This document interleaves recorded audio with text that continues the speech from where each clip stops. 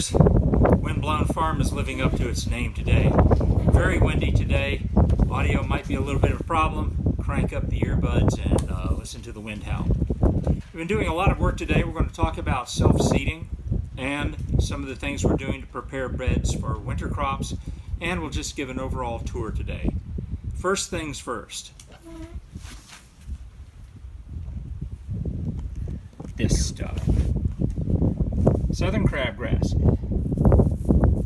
If it's brown, it's going to go to the burn pile. This could take a long time to decompose in our compost bin, so we have a separate place where we just burn this a couple times a year. It gets nice and dry, flames right up, smokes for days. So if it's brown, it gets burned. If it's green, it gets composted. That's the basic rule around here. I'll show you what we have been doing over here in the vegetable bed. Here is some of the green that will go into the compost bin.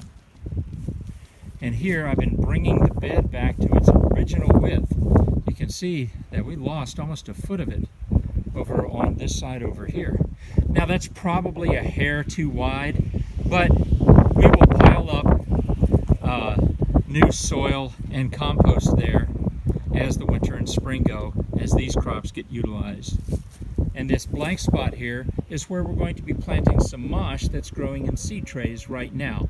Once it gets up to about 3 to 4 weeks, it should be okay to stay in the winter. Remember, mosh is one of those crops that has more names than a mafia hitman. It's also known as Swedish lettuce, corn salad,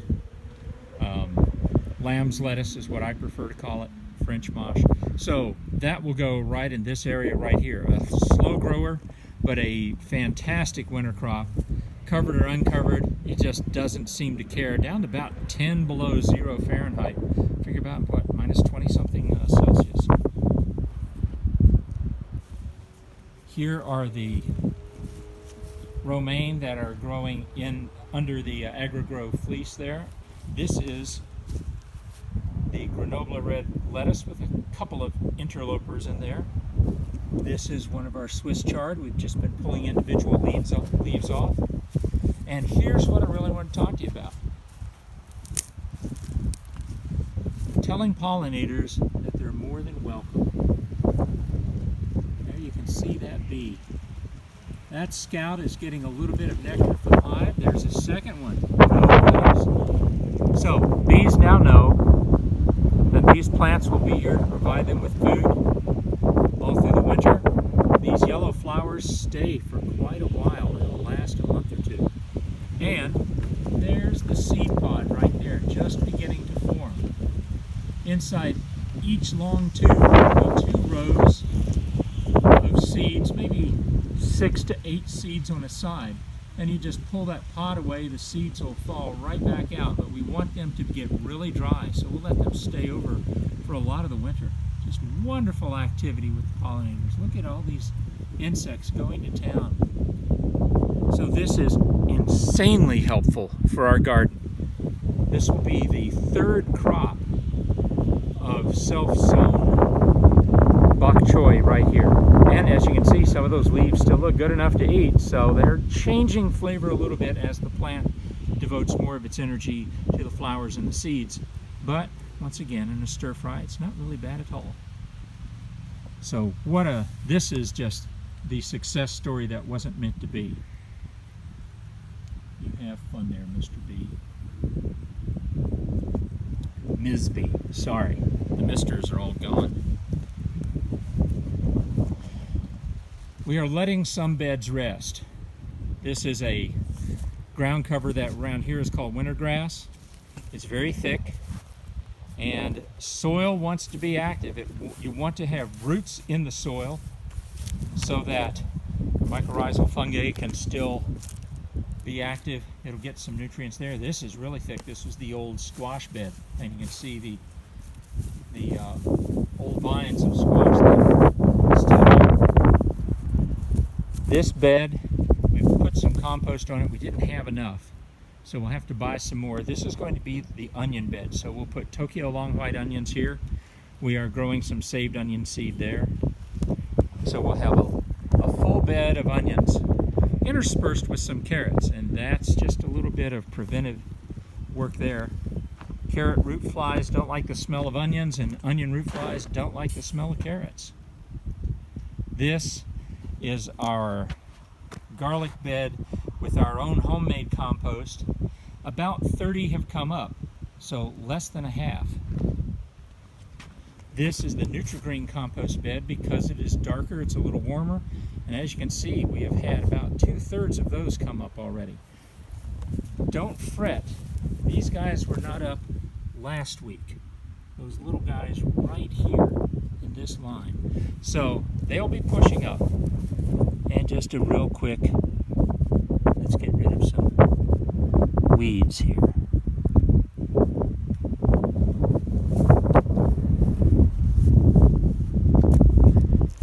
The compost bin has had 2 loads of bedding and manure put in. The temperature this afternoon was 108 in the center, so that's in an active range. That is enough to let all sorts of little critters feel at home here, and they will help digest the organic matter. And their droppings, of course, will become more nutrients as this decays. We'd love to see it up around 131, but it's winter time. Today is an unusual day. We're at about 72 degrees Fahrenheit, so a little above room temperature. It's not going to last. There's a line of rain coming through and cold behind it, but I don't think we're going to get another freeze. We've had 2 freezes, and this is where I want to show you the power of the cold frame. This, by the way, this lattice work is where we're going to put tomatoes next year. We'll just have them arch over the walkway, come through, just pick, pick, pick, pick.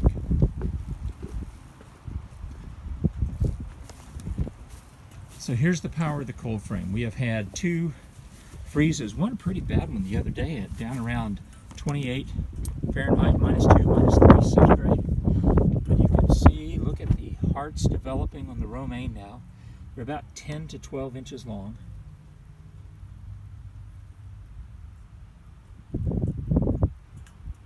These could be picked outer leaves for salads, but that's what we do over in the bed number 7 over there. We've renumbered the beds now, so those of you who are following the old beds, infamous bed number 1 is still infamous bed number 1, but now we're going 2, and that's the old, that used to be 7, that's now 3, so 1, 2, 3, 4, 5, 6 up there with the garlic. 7 is now the vegetable bed, 8 is resting, and 9 will be a new bed made over the winter. So we'll have 9 roughly 4-foot by 20-foot beds. That's 80 times 9, 720 square feet. Plus this, almost 740 square feet of goodness. We are at 576 pounds of produce for the year. And I think some of those will be harvested before the year is up. So we'll probably go about 580 or so. That's my best guess. The cold frames are not hard to make at all. 4 wooden stakes, 1 in each corner. Plywood cut in this trapezoid shape on the side here. Hinges.